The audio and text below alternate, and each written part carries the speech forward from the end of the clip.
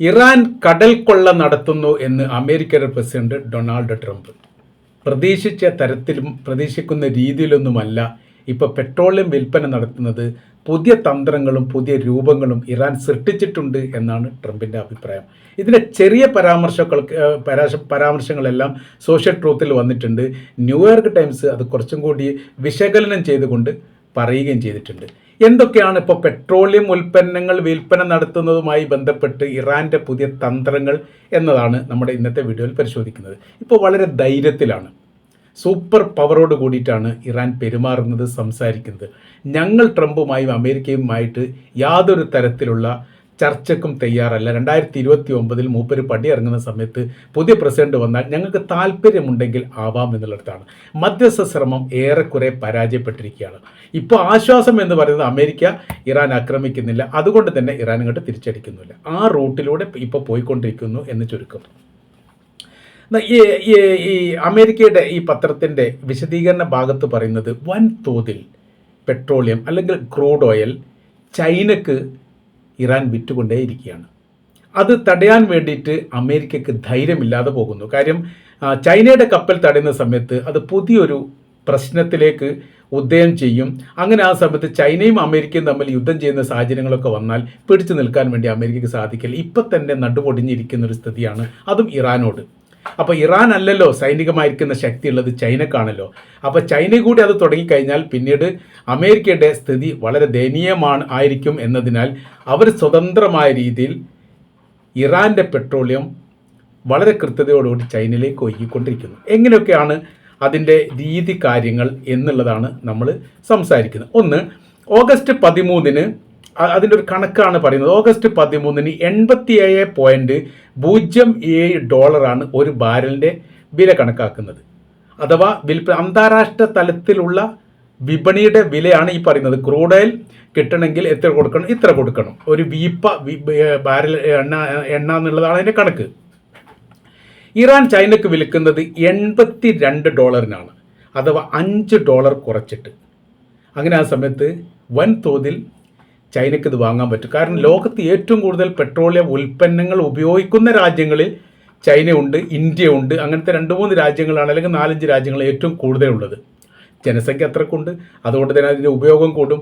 ഒരുപാട് ഫാക്ടറികളുണ്ട്, അങ്ങനെ പോകുന്ന അതിൻ്റെ രീതി കാര്യങ്ങളൊക്കെ. അപ്പോൾ അങ്ങനെ നോക്കുന്ന സമയത്ത് ഇതേ വിലക്ക് ഇറാൻ മറ്റ് രാജ്യങ്ങൾക്ക് വിൽപ്പന നടത്തുന്നു. അന്താരാഷ്ട്ര തലത്തിലുള്ള വിപണി മൂല്യം ഇപ്പോൾ ഏറെക്കുറെ ഇറാനെ ചുറ്റിപ്പറ്റിയാണ് നിൽക്കുന്നത് എന്ന് ചുരുക്കം. ഇനി ഈ പെട്രോളിയത്തിന് ക്വാളിറ്റി ഉണ്ട്, ക്രൂഡ് ഓയിലിന് ക്വാളിറ്റി ഉണ്ട്. എല്ലാ രാജ്യത്തുമുള്ള ക്രൂഡ് ഓയിലിൻ്റെ ക്വാളിറ്റികൾ ഒന്നല്ല, വ്യത്യസ്തമാണ്. ആ വ്യത്യസ്തമായിരിക്കുന്ന ക്രൂഡ് ഓയിൽ നമുക്കൊന്ന് പരിശോധിച്ച് നോക്കാം എങ്ങനെയാണെന്നുള്ളത്. എത്രത്തോളം എളുപ്പത്തിൽ ശുദ്ധീകരിക്കാൻ പറ്റുമോ അത് ഏറ്റവും നല്ല ക്വാളിറ്റി ആയിട്ട് കണക്കാക്കുന്നു. അതാണ് ഒന്ന്. രണ്ടാമത്തത്, വിലയേറിയ പെട്രോൾ നിർമ്മിക്കാൻ വേണ്ടി എത്രത്തോളം വിലയേറിയ പെട്രോളുകൾ നിർമ്മിക്കാൻ വേണ്ടി സാധിക്കുമോ അതൊരു ക്വാളിറ്റി ആയിട്ട് പരിഗണിക്കുന്നു.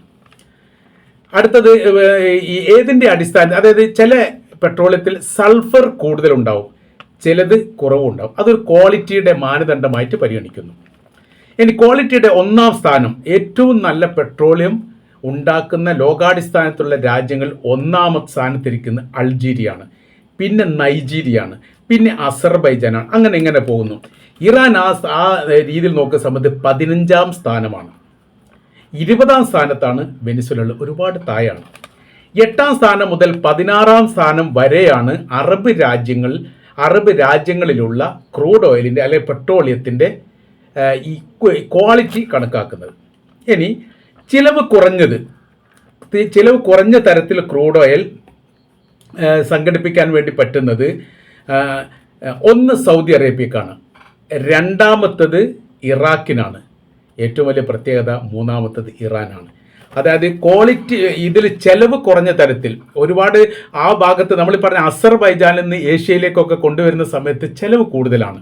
ചെലവ് കുറഞ്ഞ രീതിയിൽ ഉൽപ്പാദിപ്പിക്കപ്പെടുന്ന 3 രാജ്യങ്ങളിൽ ഒന്ന് സൗദി അറേബ്യ, രണ്ടാമത്തത് ഇറാഖ്, 3-ാമത്തത് ഇറാൻ. അങ്ങനെയാണ് അത് വരുന്നത്. അപ്പോൾ ഇവിടുത്തെ വിഷയം എന്ന് പറയുന്നത് ഇങ്ങനെയാണ്. ഇറാഖും പിന്നീട് സൗദി അറേബ്യയും, ഈ ഇറാഖിൻ്റെയും സൗദി അറേബ്യയുടെയും ക്രൂഡ് ഓയിൽ അല്ലെങ്കിൽ പെട്രോളിയം മറ്റു ലോക രാജ്യങ്ങൾക്ക് വിൽപ്പന നടത്താൻ വേണ്ടി അവർ ഉപയോഗിക്കുന്നത് 2 മാർഗമാണ്, 2 റൂട്ട് പാതയാണ്. ഒന്ന് ഹോർമസ് ആണ്, രണ്ടാമത്തത് ചെങ്കടലാണ്. ഏറ്റവും വില കുറഞ്ഞ, നമ്മൾ പറഞ്ഞു, ഏറ്റവും വില കുറഞ്ഞ സൗദി അറേബ്യയുടെയും ഇറാഖിൻ്റെയും പെട്രോളിയം വഹിച്ചുകൊണ്ടുള്ള കപ്പലുകൾ ഈ 2 കടലിടുക്കിലൂടെ പോകണം. എങ്കിൽ മാത്രമേ ഈ പറയപ്പെട്ട മൂല്യം കിട്ടൂ, ലാഭം കിട്ടൂ. അപ്പോൾ ഇവിടുത്തെ വിഷയം എന്ന് പറഞ്ഞാൽ ഈ 2 കടലിടുക്കും ഇറാൻ്റെ നിയന്ത്രണത്തിലാണ്. അപ്പോൾ ഇറാൻ വിചാരിച്ചെങ്കിൽ മാത്രമേ ഏറ്റവും കുറവ് ചെലവിൽ വിൽപ്പന നടത്തപ്പെടുന്ന സൗദി അറേബ്യയുടെയും അതോടൊപ്പം തന്നെ ഇറാഖിൻ്റെയും പെട്രോളിയം മറ്റ് ലോകരാജ്യത്തിലേക്ക് എത്തുകയുള്ളൂ. അപ്പോൾ ഇവിടുത്തെ വിഷയം, ഇത് 2ൻ്റെയും നിയന്ത്രണം ആരുടെ കയ്യിലേക്ക് വരുന്നുണ്ട്? ഇതിൻ്റെ 2ൻ്റെയും നിയന്ത്രണം വരുന്നത് ഇറാനിലേക്കാണ്. അപ്പോൾ അവിടെ വിഷയം വരുന്നത്, ഇറാന് യഥേഷ്ടം ഇത് വിൽപ്പന നടത്താൻ പറ്റും. അങ്ങനെ വരുന്ന സമയത്തോ ഈ ചെങ്കടൽ കേന്ദ്രീകരിച്ചുകൊണ്ടും ഹോർമുസ് കടൽ കേന്ദ്രീകരിച്ചുകൊണ്ടും ബാബുൽ മന്ദം കേന്ദ്രീകരിച്ചുകൊണ്ടും ഇറാൻ്റെ കപ്പൽ തടയുന്നില്ല. അമേരിക്കയുടെ കപ്പൽ, അമേരിക്ക എന്തെങ്കിലും വിഷയം ഉണ്ടാക്കി അതിന് ബദൽ സംവിധാനം ചെയ്യാൻ വേണ്ടിയിട്ട് ഇറാന് സാധിക്കുകയും ചെയ്യും. അപ്പോൾ അങ്ങനെ നോക്കുന്ന സമയത്ത് സ്വതന്ത്ര വിപണിയിലൂടെ വില കുറച്ചിട്ട് യഥേഷ്ടം പ്രശ്നങ്ങളില്ലാതെ വിൽപ്പന നടത്താൻ പറ്റുന്ന പെട്രോളിയത്തിൽ 1ാം സ്ഥാനം ഇപ്പോൾ ഇറാനാണ്. മൂല്യം കണക്കാക്കുന്ന സമയത്ത്, അതിൻ്റെ ക്വാളിറ്റി കണക്കാക്കുന്ന സമയത്ത് 15ാം സ്ഥാനം.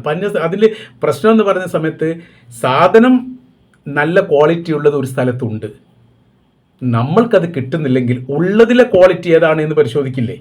അങ്ങനെ നോക്കുന്ന സമയത്ത് ഇറാൻ്റേത് വളരെ സിമ്പിളായ രീതിയിൽ ഏഷ്യയിലേക്കും യൂറോപ്പിലേക്കും അമേരിക്കൻ ഐക്യനാടുകളിലേക്കും ആഫ്രിക്കയിലേക്കും യഥേഷ്ടം പ്രവഹിക്കും.